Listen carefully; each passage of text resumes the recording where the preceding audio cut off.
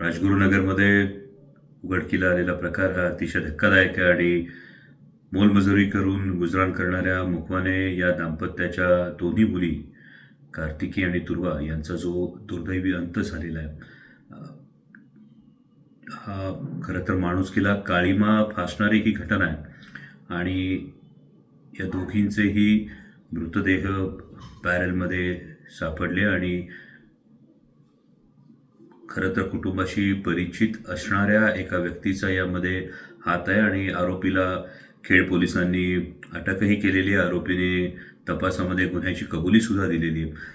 कालही मी पुण्याचे पोलीस अधीक्षक पंकजी देशमुख यांच्या सतत संपर्कात होतो आणि वॉटरटाईट केस बनवून या निर्घृण अशा अपराधाबद्दल, या माणुसकीला काळीमा फासणाऱ्या अपराधाबद्दल आरोपीला जास्तीत जास्त कठोर शिक्षा व्हावी, नव्हे फाशीचीच शिक्षा व्हावी, या दृष्टीनं केस वॉटरटाईट करण्याच्या सूचना या पोलिसांनी दिल्या. पोलिसांनी त्या परीनं तत्परतेनं कारवाई केलेली आहे.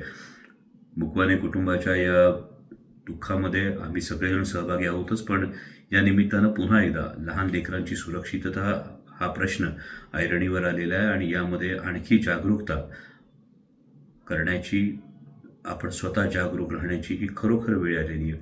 शाळांमधून आज गुड टच, बॅड टच या सगळ्या गोष्टी सांगितल्या जातात, पण अशा पद्धतीनं परिचिताकडून असा घात होईल अशी अपेक्षा कोणीही करत नाही आणि जो प्रकार झाला तो दुर्दैवी, पण यापुढे कोणत्याही आरोपीच्या काळजाचा थरका फुडावा अशा पद्धतीची शिक्षा या आरोपीला व्हावी, या मागणीसाठी मी स्वतः कायम पाठपुरावा करीन. पुन्हा एकदा मी या दोन्ही लेकरांना श्रद्धांजली अर्पण करतो आणि मुकवाने कुटुंबाच्या दुःखात आम्ही सर्वजण सहभागी आहोत आणि आरोपीला कठोरात कठोर शिक्षा व्हावी यासाठी सुद्धा प्रयत्न करून या निष्पाप चिमुकल्यांना न्याय मिळावा या दृष्टीनं कायम प्रयत्न करत राहणार.